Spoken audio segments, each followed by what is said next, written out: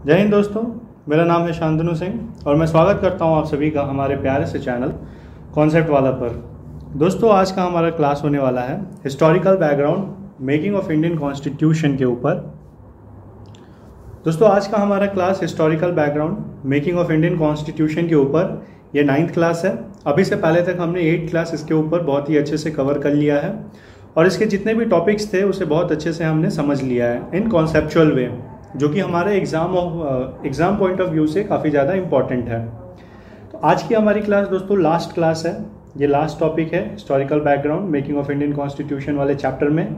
इस टॉपिक के ख़त्म होते ही हमारा पहला chapter making of Indian constitution जो पार्ट 1 है उसका ख़त्म हो जाएगा। उसके बाद फिर हम आगे अपने अगले चैप्टर में बढ़ेंगे। तो चलिए देखते हैं आज के क्लास में हमारा कौन सा टॉपिक है, कौन से टॉपिक को हम समझने जा रहे हैं। आज का हमारा टॉपिक दोस्त है इंडियन इंडिपेंडेंस एक्ट 1947। 1947 में लास्ट इंडियन इंडिपेंडेंस एक्ट पास हुई थी, जो कि ब्रिटिश गवर्नमेंट ने पास किया था। तो आज के क्लास में हम इसे बहुत ही अच्छे से कॉन्सेप्चुअल वे में समझेंगे। तो चलिए बिना किसी बात की देरी किए हुए हमारे आज के क्लास को समझना हम शुरू करते हैं। So let's clear your concept. दोस्तों, इंडियन इंडिपेंडेंस एक्ट 1947 20 फरवरी 1947 में ब्रिटिश प्राइम मिनिस्टर जो थे उस वक्त के क्लेमेंट एटली, उन्होंने डिक्लेयर किया that British rule in India would end by 30 June 1948 and the power would be transferred to the responsible Indian hands. मतलब जो कि ब्रिटिश के प्राइम मिनिस्टर थे क्लेमेंट एटली, उन्होंने ये डिक्लेयर किया कि 30 जून 1948 का उन्होंने डेडलाइन दे दिया कि 30 जून 1948 के बाद से जो भी वहाँ पे ब्रिटिश रूल चल रही है वो वापस आ जाएगी और जितने भी इंडिया में लीडर्स होंगे, जो कि उस वक्त कॉन्स्टिट्यूएंट असेंबली, अभी तक हमने देख चुका है कि कॉन्स्टिट्यूएंट असेंबली का गठन हो चुका है 1946 में। तो जितने भी रिस्पॉन्सिबल इंडियंस थे जो देश को खुद से चलाना चाहते थे, उनके हाथ में सारे पावर को ट्रांसफर करके ब्रिटिशर्स अपने चले जाएंगे। Muslim League of Mohammed Ali Jinnah showed agitation on it and demanded a separate country for Muslim। तो जो कि क्लेमेंट एटली ने 20 फरवरी 1947 में इंडियन इंडिपेंडेंस एक्ट लाया था, पास कराया था, उसमें ये जो बात कही गई थी कि भारत के जो भी रिस्पॉन्सिबल इंडियंस थे उन्हें पावर ट्रांसफर कर दी जाएगी और हम वापस चले जाएंगे। इस बात से जो मुस्लिम लीग के खासकर जो लीडर थे मोहम्मद अली जिन्ना, वो काफ़ी ज़्यादा नाराज़ थे। उन्होंने इस बात को मानने से इनकार कर दिया और उनका कहना था कि नहीं, हम इंडिया में नहीं रहना चाहते हैं, हम मुस्लिम्स को एक अलग कंट्री चाहिए, एक अलग डोमिनियन चाहिए जिसमें सिर्फ मुस्लिम्स रह सके और हिंदूज के लिए अलग कंट्री बनाइए। मतलब उन्हें एक सेपरेट कंट्री चाहिए थी अपने लिए, जहां वो खुद से अपना शासन चला सके। वो भारत के शासन और भारत के लीडर्स के साथ रहना नहीं चाहते थे, मोहम्मद अली जिन्ना, और इनके पार्टी का नाम था Muslim League. On 3 June 1947 Lord Mountbatten, जो कि वाइसरॉय ऑफ इंडिया थे उस वक्त, 1947 में वाइसरॉय कौन थे? Lord Mountbatten. तो 3 जून 1947 में उन्होंने एक प्लान दिया। He gave a plan called Mountbatten plan which was about partition of India, and this plan was accepted by both the Congress and the Muslim League। और finally 3 June 1947 में एक Mountbatten plan आता है। इसे लाने वाले viceroy होते हैं लॉर्ड माउंटबैटन, और उन्होंने इस प्लान में फाइनली ये डिसाइड कर दिया कि इंडिया का पार्टीशन होगा और एक सेपरेट इंडिया और एक सेपरेट पाकिस्तान का गठन किया जाएगा। और इस पार्टीशन प्लान को, माउंटबैटन प्लान को, कांग्रेस ने भी स्वीकार किया और मुस्लिम लीग ने भी स्वीकार कर लिया। मुस्लिम लीग को तो ऐसे भी यही डिमांड रखी हुई थी, उन्हें तो स्वीकार करना ही था। जो उनकी डिमांड थी वो यहाँ पे माउंटबैटन प्लान में पूरी हो गई। Now next, it ended the British rule and declared India as an independent and sovereign state from 15th August 1947। तो जो इंडियन इंडिपेंडेंस एक्ट 1947 पास हुई थी, उसने ब्रिटिश रूल को भारत में कंप्लीट खत्म कर दिया और भारत को एक इंडिपेंडेंट सॉवरेन स्टेट डिक्लेयर कर दिया फ्रॉम 15 अगस्त 1947। मतलब जितने भी पावर की ट्रांसफर होनी थी या भारत को इंडिपेंडेंट या सॉवरेन स्टेट डिक्लेयर करना था, वो 15 अगस्त 1947 को ब्रिटिशर्स ने डिक्लेयर कर दिया और ब्रिटिश रूल को 15 अगस्त 1947 को एंड कर दिया, खत्म कर दिया। किस लॉ के तहत? इंडियन इंडिपेंडेंस एक्ट 1947 के तहत। It partition India and created 2 new independent dominion of India and Pakistan with right to secede British commonwealth. तो जो इंडियन इंडिपेंडेंस एक्ट 1947 था, इसने इंडिया और पाकिस्तान, इंडिया को दो भागों में डिवाइड कर दिया और एक न्यू डोमिनियन फॉर इंडिया और एक न्यू डोमिनियन फॉर पाकिस्तान बना दिया गया। और इन्हें ये राइट दिया गया कि ये ब्रिटिश कॉमनवेल्थ, जो भी कॉमनवेल्थ नेशंस थे, उनमें ज्वाइन कर सकते हैं। Office of viceroy was abolished and the post of governor general for both India and Pakistan was created. तो अभी से पहले तक जो वाइसरॉय की ऑफिस हुआ करती थी उसे अबॉलिश कर दिया गया और एक न्यू ऑफिस गवर्नर जनरल की स्टैब्लिश कर दी गई, जो कि दोनों इंडिया और पाकिस्तान के लिए बनाई गई। It empowered the Constituent Assembly of both the Dominion to frame and adopt any constitution for their nation. तो इंडियन इंडिपेंडेंस एक्ट 1947 दोनों नेशंस को ये एम्पावर करती है, ये पावर देती थी, उनके कॉन्स्टिट्यूएंट असेंबलीज को ये पावर देती थी कि वो अपने देश के लिए जैसा मन चाहे उनके हिसाब से कॉन्स्टिट्यूशन को बना सकते हैं और उस कॉन्स्टिट्यूशन को अपने देश के लिए वो अडॉप्ट कर सकते हैं, उसे चलाने के लिए अडॉप्ट कर सकते हैं। ये पावर इंडियन इंडिपेंडेंस एक्ट 1947 ने दोनों डोमिनियन को दी। It empowered both the constituent assemblies to legislate on their respective territories. ये भी एम्पावर किया जाता है इंडियन इंडिपेंडेंस एक्ट 1947 के तहत कि जितनी भी कॉन्स्टिट्यूएंट, जो दोनों कॉन्स्टिट्यूएंट असेंबलीज थी, वो खुद अपने लॉ बना के खुद से लेजिस्लेट कर सकते हैं अपनी खुद की रिस्पेक्टिव टेरिटरीज में।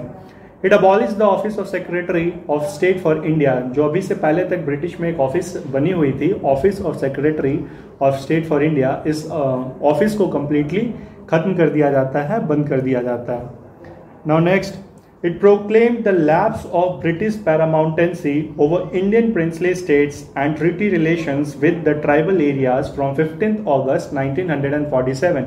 तो हमने देखा था कि एक ब्रिटिश प्रोविंस हुआ करती थी और एक प्रिंसली स्टेट्स हुआ करती थी।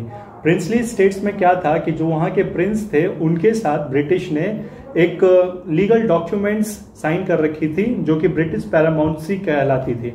तो 15 अगस्त 1947 से जो भी लीगल डॉक्यूमेंट्स थे या उनके बीच में जो भी कॉन्ट्रैक्ट थी, आपस में जो भी बात विचार हुए थे, उन्हें लैप्स कर दिया जाता है, कंप्लीटली खत्म कर दिया जाता है। Lapse of British paramountcy over Indian princely states, और जो भी ट्राइबल एरियाज के साथ ब्रिटिश ने ट्रीटी साइन कर रखा था वो सारा कुछ खत्म कर दिया जाता है। मतलब भारत को कंप्लीट इंडिपेंडेंस दे दी जाती है। जो भी प्रोविंसेस उनके अंडर में थे ब्रिटिश में, उस पर भी सारा इंडिपेंडेंस हो जाता है, और जो प्रिंसली स्टेट थे जिनके साथ कुछ ट्रीटी साइन वगैरह की हुई थी उनसे भी सारा छूट दे दी जाती है। मतलब ब्रिटिशर्स ने कंप्लीट इंडिपेंडेंस दे दिया। It provided for the governance of both the Dominion by Government of India Act 1935 till their respective constitution is framed। तो 1947 जो पास हुई थी एक्ट, उसने ये तक बता दिया कि अभी से आगे तक तो कॉन्स्टिट्यूशन दोनों देशों ने अपने अपनी बनाई नहीं है, तो आगे वो लोग अपने देश को कैसे गवर्न करेंगे, कैसे चलाएंगे। तो जो गवर्नेंस होगा वो गवर्नमेंट ऑफ इंडिया एक्ट 1935 के बेसिस पे होगा। जो एक्ट 1935 में ब्रिटिश गवर्नमेंट ने पास की थी, उसके कुछ प्रोविजंस को मानते हुए कॉन्स्टिट्यूएंट असेंबली अपने डोमिनियन को, अपने नेशन को तब तक चला सकेंगे, गवर्न कर सकेंगे, जब तक कि खुद की कॉन्स्टिट्यूशन ये दोनों तैयार नहीं कर लेते हैं।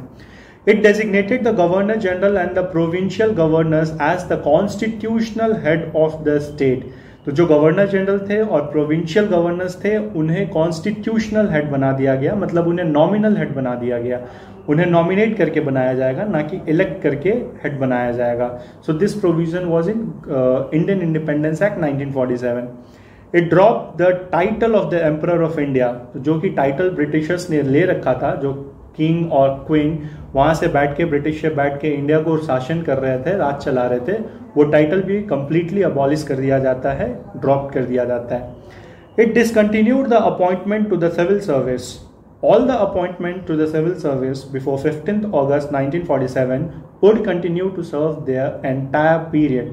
मतलब 1947, 15th अगस्त 1947 के बाद ब्रिटिश गवर्नमेंट ने डिसकंटिन्यू कर दिया है सिविल सर्वेंट्स को अपॉइंट करना। जाहिर सी बात है, जब वो भारत को इंडिपेंडेंट कर दे रहे हैं, सारे पावर्स को इंडियन हैंड्स में ट्रांसफर कर दे रहे हैं, तो सिविल सर्विस को अपॉइंट करने की कोई मतलब बनती ही नहीं थी। तो यहाँ पे जो अपॉइंटमेंट्स थी सिविल सर्विस की, उसे भी डिसकंटिन्यू कर दिया जाता है। लेकिन 1947, 15 अगस्त 1947 से पहले तक जितने भी सिविल सर्वेंट्स अपॉइंट कर दिए गए थे, वो अपने फुल टेन्योर को उसी तरीके से चलाएंगे, एंजॉय करेंगे जैसा कि ब्रिटिश टर्म में, ब्रिटिश पीरियड में सारा कुछ फैसिलिटीज़ या सुविधा उन्हें दी जाती थी या जो भी उनके रिस्पॉन्सिबिलिटीज़ थी। लेकिन 15 अगस्त 1947 के बाद कोई अपॉइंटमेंट अब ब्रिटिश नहीं करेगी। ये पूरी अब इंडियन गवर्नमेंट के हाथों में चला गया। On the midnight of 14th and 15th August 1947, the British rule came to an end and the two new independent country of India and Pakistan was established. तो 14 और 15 अगस्त 1947 की रात को ब्रिटिश गवर्नमेंट को पूरी तरीके से, ब्रिटिश रूल को पूरी तरीके से फुल स्टॉप लगा दिया जाता है, खत्म कर दिया जाता है और एक इंडिपेंडेंट इंडिया और इंडिपेंडेंट पाकिस्तान का गठन कर दिया जाता है। Two new different nations were formed on the midnight of 14th and 15th August 1947. Lord Mountbatten became the first Governor General of Independent India. तो जो इंडिपेंडेंट इंडिया हुई, इंडिया जब इंडिपेंडेंट हुई तो उसे गवर्नर जनरल तो चाहिए था, क्योंकि जो वाइस रॉय थे उसकी पोस्ट को तो खत्म कर दिया गया, उस पोस्ट को अब गवर्नर जनरल की पोस्ट में कन्वर्ट कर दिया गया। तो जो भारत के सबसे पहले इंडिपेंडेंट इंडिया के ब्रिटिश गवर्नर जनरल रहे हैं वो रहे हैं Lord Mountbatten. He was the first governor general of independent India. He swore in Jawaharlal Nehru as the first prime minister of India. तो जो पंडित जवाहरलाल नेहरू थे पहले, भारत के पहले प्रधानमंत्री, उनको शपथ लॉर्ड माउंटबैटन ने ही दिलाई थी। The constituent assembly of India formed in 1947 became the parliament of independent India. तो जो कॉन्स्टिट्यूएंट असेंबली बनी थी 1946 में, वही कॉन्स्टिट्यूएंट असेंबली अब भारत की पार्लियामेंट, भारत की संसद के रूप में काम करेगी। मतलब ये एक्ट में ही तय कर दिया गया था कि अब भारत को आगे चलाने के लिए कुछ पार्लियामेंट की ज़रूरत है, लोगों की ज़रूरत है, लीडर्स की ज़रूरत है। तो लीडर्स कौन होंगे? कॉन्स्टिट्यूएंट असेंबली में जितने भी लीडर्स आए थे सब इलेक्ट होकर आए थे, सब चुनकर आए थे, लोगों ने उन्हें चुनकर भेजा था। अब इलेक्शंस एट द रैंडम, उस वक्त तो तुरंत से इलेक्शन हो नहीं सकती थी। तो जो कॉन्स्टिट्यूएंट असेंबली के मेंबर्स थे उन्हें यह जिम्मेदारी दे दी गई कि अब भारत को आगे चलाएंगे और उन्हें ही पार्लियामेंट में कन्वर्ट कर दिया गया, संसद में कन्वर्ट कर दिया गया। मतलब जितने भी मेंबर्स थे वो संसद के मेंबर्स हो गए of independent India. So this was the end of chapter 1 historical background. हमने बहुत ही अच्छे से जितने भी हिस्टोरिकल बैकग्राउंड में प्रोविजंस थे, एक्ट थे, कंपनी रूल थी, क्राउन रूल थी, सारा कुछ एक एक अलग अलग चैप्टर्स में, लेक्चर्स में बहुत अच्छे से समझ लिया। ये पूरा देखने के बाद जो भी एग्ज़ाम्स होंगे, कॉम्पिटिटिव एग्ज़ाम्स होंगे, उनके सारे कॉन्सेप्ट्स अच्छे से क्लियर हो गए होंगे आप सभी के। और जितने भी क्वेश्चंस होंगे उम्मीद करता हूँ सारे क्वेश्चंस इन सारे लेक्चर्स को पढ़ लेने के बाद बनेंगे। तो चलिए फ्रेंड्स, इसी के साथ मैं अपने चैप्टर को ख़त्म करता हूँ और आशा करता हूँ आपको ये पूरा का पूरा लेक्चर और आज का लेक्चर पसंद आया होगा। अगर आया है तो वीडियो को लाइक कर दें, ज़्यादा से ज़्यादा शेयर कर दें, चैनल को सब्सक्राइब कर लें ताकि ऐसे ही वीडियोस मैं आपके लिए लाते रहूं। एंड मिलते हैं अब आगे आने वाले चैप्टर्स में, जो कि हम आगे जो भी हमारी अगली चैप्टर होगी उसे कंटिन्यू करेंगे इसी तरीके से कॉन्सेप्चुअल वे में हर एक टॉपिक को लेके समझेंगे। फ्रेंड्स, अगर आपकी तरफ से कोई सुझाव हो तो प्लीज़ नीचे कमेंट करके बताएं, मुझसे रिलेटेड या इस चैनल से रिलेटेड। मैं ज़रूर उसके ऊपर देखूंगा, समझूंगा, काम करने की पूरी कोशिश करूंगा। तो मिलते हैं फ्रेंड्स, धन्यवाद, जय हिंद।